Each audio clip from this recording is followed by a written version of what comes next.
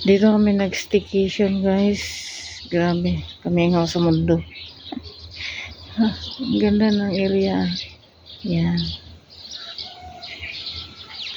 Yan yung ito sa gilid ay kahumayan. Magnawa dali ay. Yan ang sasakyang ginamit namin. So, ayan. Buti ba dito laging umuulan? Umulan ba o hindi ko alam kung umuulan. Bukid kasi. Pero parang umuulan.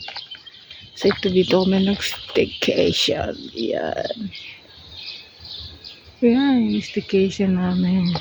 Sulod na ko ay pastang tugnawa. Welcome. May ano pa oh. Pastang tugnawa.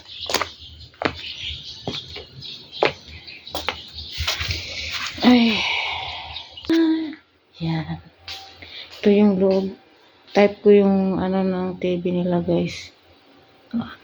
Ganda. I like the design of the house. Yan. So, like ko siya. Ito kami sa 3rd floor. So, di ko nanuhin.